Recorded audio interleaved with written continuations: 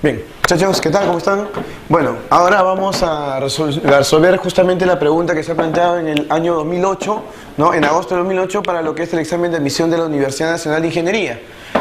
Como ustedes pueden ver, ¿no? En esta pregunta nos hablan acerca de las propiedades intensivas de los líquidos, ¿no? La primera, acá me piden, por ejemplo, que indique qué proposiciones son correctas respecto a estas propiedades, ¿no? La primera habla acerca de la temperatura de ebullición, si es que depende de la presión externa. La segunda me habla acerca de la presión de vapor, ¿no? Y justamente su relación con la tensión superficial. Y la tercera proposición nos habla acerca de la relación que tiene la polaridad molecular con la viscosidad. Entonces vamos a ir analizando cada una de estas propiedades para ver si estas proposiciones que nos han dado acá son correctas o no. Bien, comenzamos con la primera. A ver, para la primera proposición, ¿qué es lo que nos están diciendo? Me dicen, ¿no? La temperatura de ebullición depende de la presión externa. Veamos, comenzando. ¿Qué entendemos por ebullición? ¿No? Es lo primero que nosotros tenemos que ver. Ebullición viene a ser el paso no espontáneo de una sustancia líquida a fase de vapor. Muy bien. Entonces, cuando nosotros vemos lo que viene a ser, ¿no?, un esquema sencillo de cómo es un líquido, nosotros sabemos de que el líquido está formado, ¿no?, por una serie de moléculas que van a estar juntas entre sí, pero no muy unidas, ¿no? Entonces digamos que vamos a tener acá el líquido. Muy bien. Ahora acá va a estar una serie de moléculas, no solamente la superficie obviamente, sino todo el líquido va a estar formado por... Pero estas moléculas no van a estar pues quietas, van a tener cierto grado de movimiento. Entonces, algunas de esas moléculas, no solamente las de la superficie, no las que están aquí adentro y todas las demás, muy bien, van a tener cierto grado de movimiento. Algunas de ellas tienen energía cinética suficiente como para que puedan salir. Entonces, algunas salen, ¿no? Bien, entonces, esas moléculas que salen generan lo que nosotros conocemos con el nombre de presión de vapor. ¿Ya? Se está formando ahí un pequeño vapor de líquido y se va a generar justamente esa medida de esta cantidad de moléculas que sale, se denomina pues la presión de vapor. Bien, ahora, pero ustedes miran, profesor, ¿y por qué no salen todas las moléculas? Porque en realidad las moléculas del líquido todas tienen cierto grado de movimiento, entonces todas deberían salir. Lo que pasa es que externamente, ¿no?, las moléculas del aire generan también una presión que es la llamada presión atmosférica. Entonces, esta presión atmosférica va a competir con la presión de vapor. Pero ¿quién va a ganar obviamente en este caso? La presión atmosférica. De alguna manera es como que la presión atmosférica le está empujando a las moléculas del líquido a que se queden ahí en su sitio. ¿Está bien? Entonces, tenemos ello. ¿Cómo hacemos para que las moléculas del líquido puedan salir? Hay dos formas. Una de ellas es aumentando la temperatura. ¿Qué sucede si yo aumento la temperatura? Como ustedes podrán ver acá, al aumentar la temperatura, ¿qué cosa estoy aumentando? ¿Qué cosa mide la temperatura? Recuerden que la temperatura es un parámetro que mide el grado de agitación molecular. Entonces, al aumentar la temperatura de las moléculas, ¿qué va a pasar? Hay mayor cantidad de energía cinética en estas moléculas. Al haber mayor cantidad de energía cinética, ¿qué va a suceder? La presión de vapor va a aumentar porque van a salir más moléculas. Al haber más moléculas, mayor presión de vapor. Entonces, va a llegar un momento en el cual la presión atmosférica, que va a mantenerse constante en este caso, muy bien, esa es la presión atmosférica, se va a igualar en valor a la presión de vapor, ¿no?, que ha aumentado. ¿Por qué? Porque ha aumentado la temperatura, pues. Entonces, cuando estas dos, ¿no?, son iguales, ¿no?, tienen el mismo valor, entonces, ahí ¿qué va a pasar? Esto comienza a ebullir. Comienza a ebullir. ¿Estamos de acuerdo? Entonces, ahí se va a llevar a cabo la ebullición. Por lo tanto, una de las formas en las cuales yo voy a hacer de que la sustancia ebulla, que la sustancia líquida ebulla, ¿cuál sería? Aumentando la temperatura, porque de esa manera aumenta la presión de vapor, se iguala a la presión atmosférica y comienza el proceso de ebullición que se da en todo el seno del líquido. Recuerden que no deben confundir ebullición con evaporación. La evaporación es un fenómeno solamente superficial. Se cae un poco de agua al piso, se evapora, pero no ebulle, porque la ebullición está en todo el líquido. ¿Ya? Pero ¿cuál sería otra forma, creen ustedes, de poder llevar a cabo la ebullición?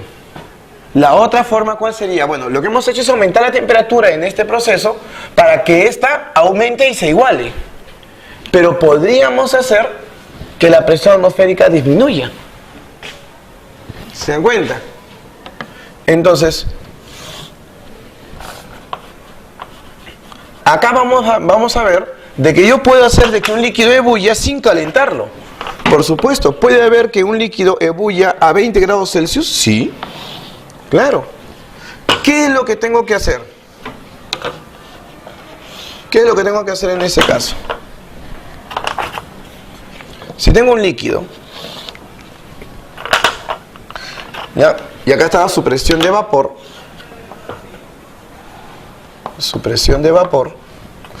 y sabíamos que la presión atmosférica, ¿no?, digamos, estaba así. Entonces, lo que yo puedo hacer en este caso, ¿qué cosa es? Encerrar a este sistema, ¿no? Se puede hacerlo, esto, confinarlo, lo encierro herméticamente, ¿ya? Y por acá hago vacío, ¿no? Salida de todo el aire. El aire que está aquí lo saco, lo succiono.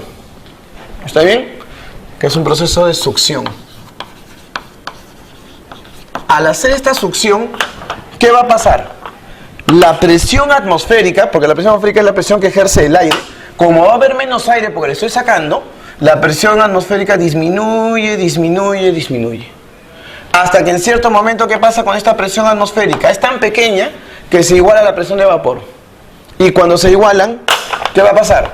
El líquido comienza a ebullir, ¿no? Comienza a salir, ¿no?, igual que acá, que comienza a formarse burbujitas desde el seno del líquido, desde el interior del líquido, comienza a salir acá también lo mismo. Bien, entonces hay dos formas de hacer que el líquido ebulla: aumentando la temperatura o disminuyendo la presión atmosférica. ¿Está bien? Recuerden bien que el proceso de ebullición no es un proceso en el cual la temperatura sea el factor más importante, sino ¿cuál es el factor más importante? La presión. Por lo tanto, cuando en la primera proposición nos dice la temperatura de ebullición depende de la presión externa es la presión atmosférica. Entonces, esa proposición sería correcta. Es verdadero. ¿Está bien? Conclusión, entonces. Verdadero. Eso es correcto. Bien, la segunda proposición.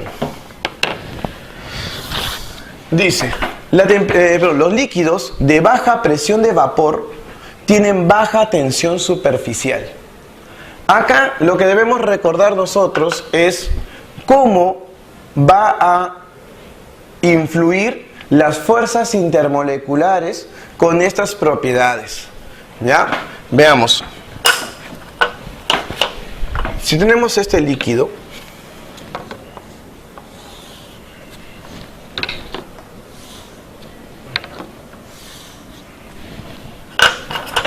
para la segunda proposición,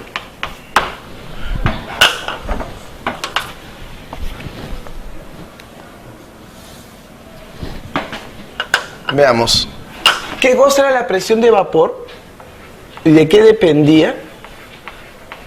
La presión de vapor es la presión generada por las moléculas, ¿no?, del líquido que van a pasar a fase vapor, ¿no? Estas moléculas que están aquí en el líquido van a tener cierto grado de energía cinética y hay algunas que pasan del promedio y pueden vencer, pues, ¿no?, a las fuerzas intermoleculares y pasan a fase vapor. ¿Ya? Ahora bien, si tenemos estas moléculas, ¿no?, que están aquí y algunas salen, ¿a qué se deberá? ¿De qué depende? De las llamadas fuerzas intermoleculares, o sea, de las fuerzas con las cuales las moléculas del líquido se van a mantener juntas. ¿Está bien? A menor fuerza intermolecular es más fácil que las moléculas salgan. Y si las moléculas salen con mayor facilidad, sale mayor cantidad de moléculas, por lo tanto tendrían mayor presión de vapor. Bien, entonces, ¿qué podemos decir nosotros aquí? Se sabe, jovencitos, de que a mayor fuerzas intermoleculares, ¿no? Fuerzas intermoleculares, ¿qué cosa habrá? Entonces, si las fuerzas intermoleculares son mayores, es decir, las moléculas están más juntas, van a salir menos moléculas. Y al salir menos moléculas, entonces habría una menor presión de vapor.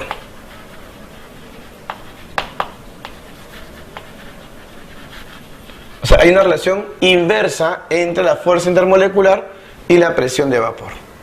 Ya, entonces, si en la segunda proposición, perdón, me dice de que los líquidos de baja presión de vapor, o sea, para que tenga una baja presión de vapor, ¿qué me está diciendo en otra forma? Que me está indicando de que ese líquido tiene una alta fuerza intermolecular. Ahora, la tensión superficial. ¿Qué cosa viene a ser la tensión superficial?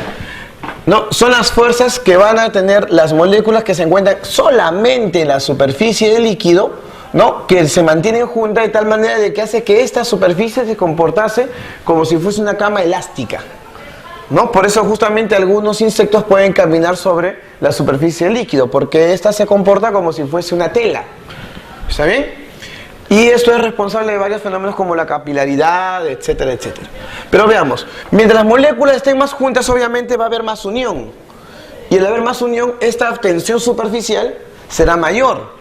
Por lo tanto, ¿qué podemos decir? Mientras mayor sean las fuerzas intermoleculares,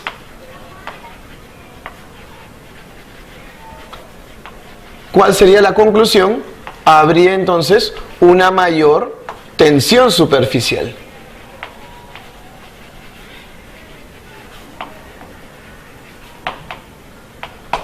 ¿Está bien? Por lo tanto, entonces, dígame, ¿qué podemos concluir de todo esto? A menor presión de vapor, mayor tensión superficial, ¿no? Entonces, a menor presión de vapor, habría mayor tensión superficial.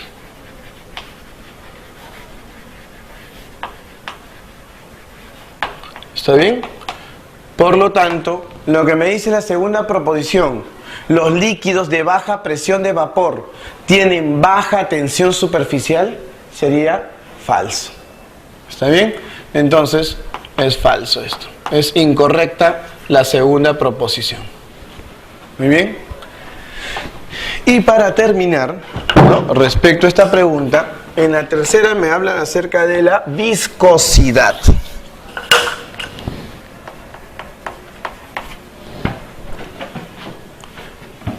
¿Ya?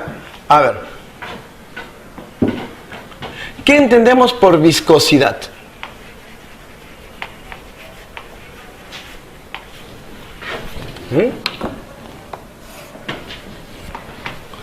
La viscosidad se va a definir como la oposición o resistencia, como quieran llamarle, de un fluido a fluir, valga, ¿no? Acá pues no, parece de que fuese contradictorio, pero lo que pasa es de que debido a varios factores, algunos fluidos, ¿no?, como los líquidos o los gases, van a tener cierta resistencia, ¿no? Y en realidad eso no es del todo negativo.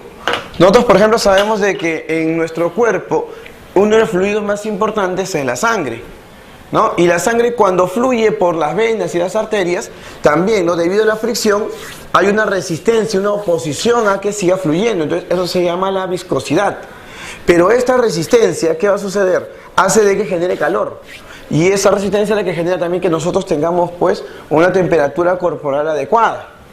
¿Se encuentra? Entonces la viscosidad no es tampoco algo, digamos, negativo, ¿no? Bien, ahora, ¿de qué dependería? Si nosotros hacemos un pequeño análisis, ¿no? Acá tenemos un plano inclinado.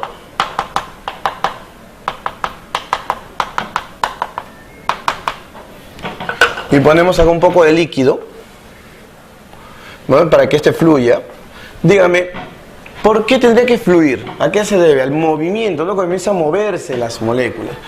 Pero dígame, si las moléculas del líquido estuviesen muy juntas, ¿qué pasaría? En ese caso, al estar las moléculas demasiado juntas, van a querer quedarse en su sitio. Por lo tanto, no van a moverse, no habría fluidez. Entonces, ¿qué cosa podemos decir en este caso? A mayor fuerza intermolecular,